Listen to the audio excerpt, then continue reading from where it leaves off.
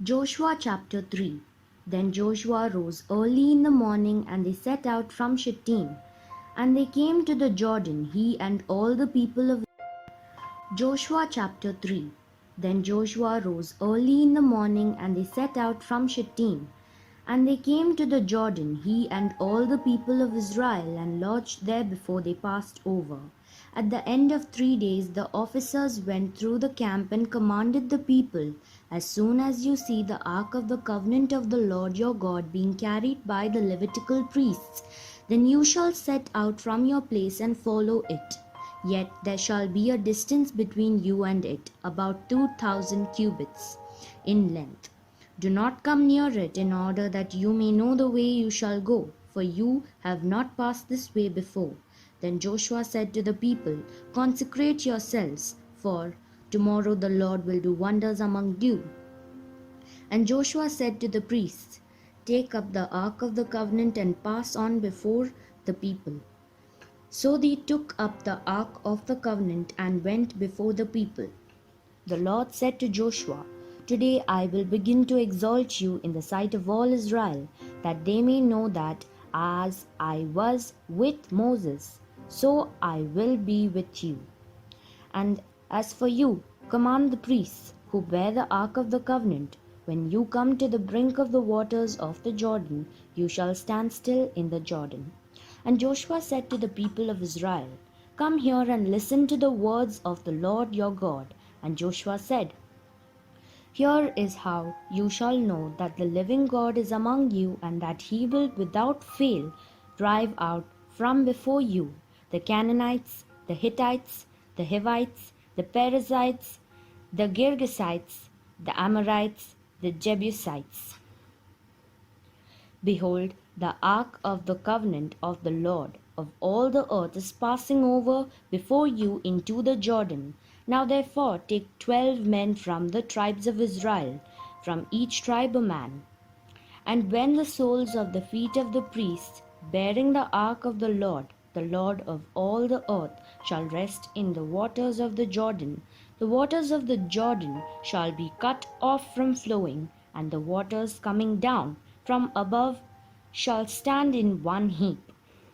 So when the people set out from their tents to pass over the Jordan with the priests bearing the ark of the covenant before the people, and as soon as those bearing the ark had come as far as the Jordan, and the feet of the priests bearing the ark were dipped in the brink of the water, now the Jordan overflows all its banks throughout the time of harvest.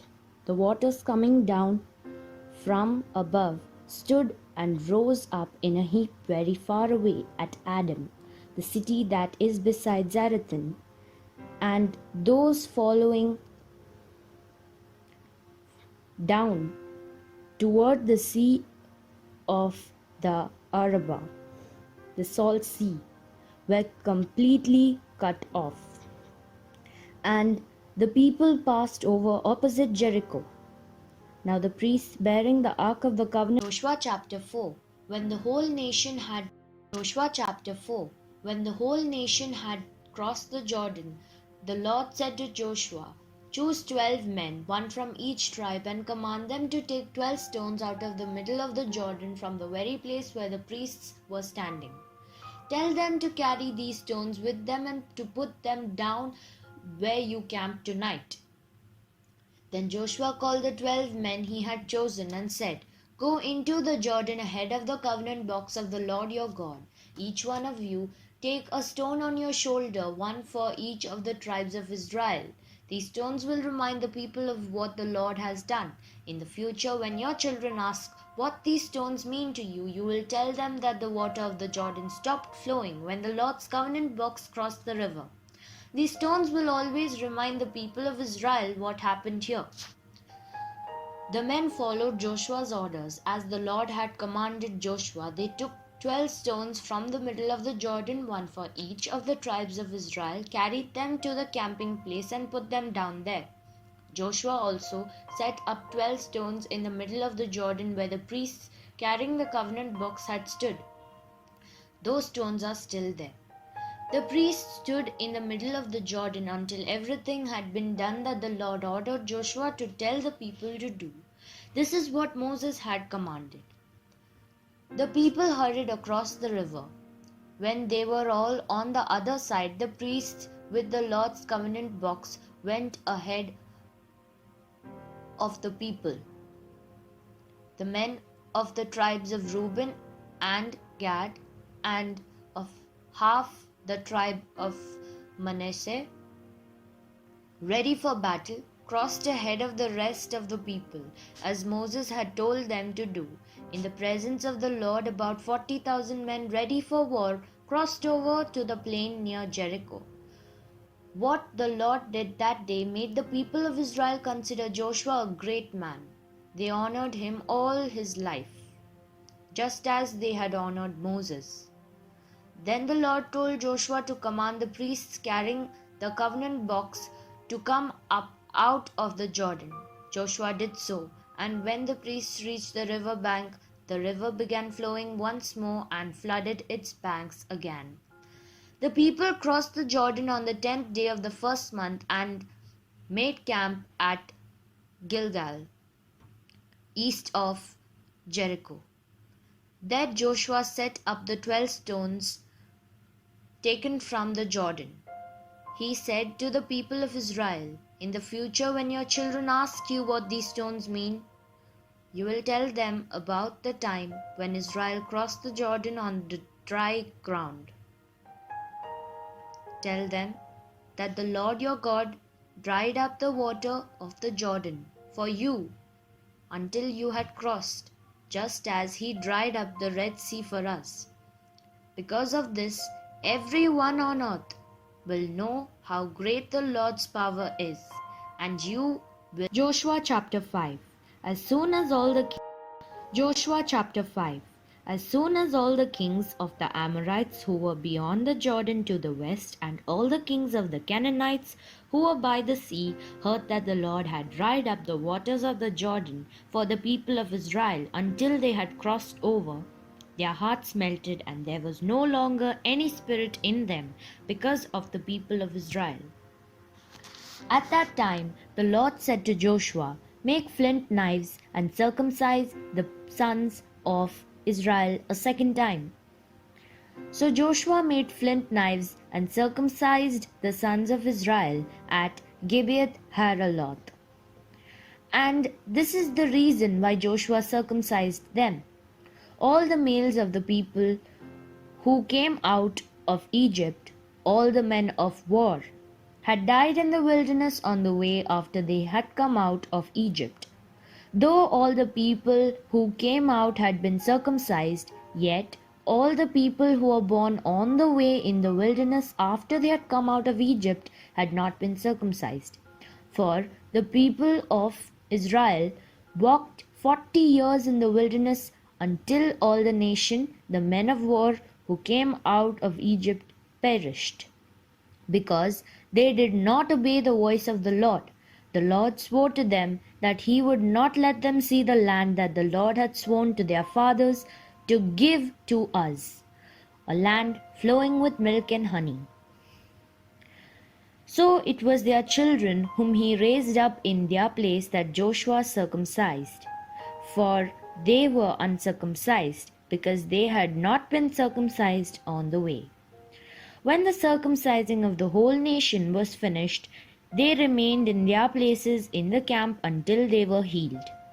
And the Lord said to Joshua, "Today I have rolled away the reproach of Egypt from you."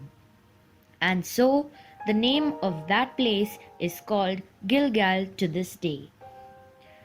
While the people of Israel were encamped at Gilgal, they kept the Passover on the 14th day of the month in the evening on the plains of Jericho.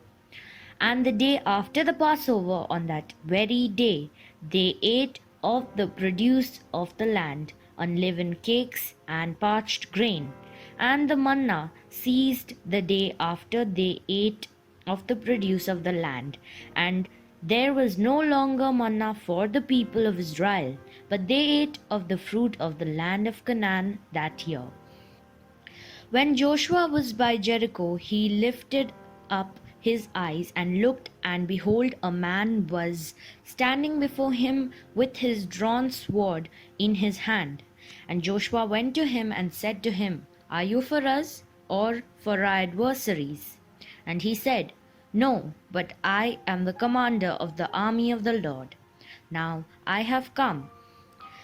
And Joshua fell on his face to the earth and worshipped and said to him, What does my Lord say to his servant? And the commander of the Lord's army said to Joshua, Take off your sandals from your feet, for the place where you are. Joshua chapter 6. Now Jericho was shut up inside and outside because of the people of Israel. None went out and none came in. And the Lord said to Joshua, See, I have given Jericho into your hand, with its king and mighty men of valor. You shall march around the city, all the men of war going around the city once. Thus shall you do for 6 days. 7 priests shall bear 7 trumpets of ram's horns before the ark. On the 7th day you shall march around the city 7 times, and the priests shall blow the trumpets. And when they make a long blast with the ram's horn, when you hear the sound of the trumpet, then all the people shall shout with a great shout. And the wall of the city will fall down flat, and the people shall go up, every one straight before him. So Joshua the son of Nun called the priests and said to them, Take up the ark of the covenant, and let 7 priests bear 7 trumpets of ram's horns before the ark of the Lord. And he said to the people, Go forward, march around the city, and let the armed men pass on before the ark of the Lord. And just as Joshua had commanded the people, the 7 priests bearing the 7 trumpets of ram's horns before the Lord went forward, blowing the trumpets, with the ark of the covenant of the Lord following them. The armed men were walking before the priests who were blowing the trumpets, and the rear guard was walking after the ark, while the trumpets blew continually. But Joshua commanded the people, You shall not shout or make your voice heard, neither shall any word go out of your mouth until the day I tell you to shout. Then you shall shout. So he caused the ark of the Lord to circle the city, going about it once. And they came into the camp and spent the night in the camp. Then Joshua rose early in the morning, and the priests took up the ark of the Lord, and the 7 priests bearing the 7 trumpets of ram's horns before the ark of the Lord walked on, and they blew the trumpets continually. And the armed men were walking before them, and the rear guard was walking after the ark of the Lord, while the trumpets blew continually. And the 2nd day they marched around the city once and returned into the camp. So they did for 6 days. On the 7th day they rose early at the dawn of day and marched around the city in the same manner 7 times. It was only on that day that they marched around the city 7 times. And at the 7th time, when the priests had blown the trumpets, Joshua said to the people, Shout, for the Lord has given you the city, and all that is within it shall be devoted to the Lord for destruction. Only Rahab, the prostitute, and all who are with her in her house shall live, because She hid the messengers whom we sent. But you, keep yourselves from the things devoted to destruction, lest when you have devoted them, you take any of the devoted things and make the camp of Israel a thing for destruction and bring trouble upon it. But all silver and gold, and every vessel of bronze and iron, are holy to the Lord. They shall go into the treasury of the Lord. So the people shouted, and the trumpets were blown. As soon as the people heard the sound of the trumpet, the people shouted a great shout, and the wall fell down flat, so that the people went up into the city, every man straight before him, and they captured the city. Then they devoted all in the city to destruction, both men and women, young and old, oxen, sheep, and donkeys, with the edge of the sword. But to the 2 men who had spied out the land, Joshua said, "Go into the prostitute's house and bring out from there the woman and all who belong to her, as you swore to her." So the young men who had been spies went in and brought out Rahab and her father and mother and brothers and all who belonged to her. And they brought all her relatives and put them outside the camp of Israel. And they burned the city with fire and everything in it, only the silver and gold, and the vessels of bronze and of iron they put into the treasury of the house of the Lord. But Rahab the prostitute and her father's household and all who belonged to her, Joshua saved alive.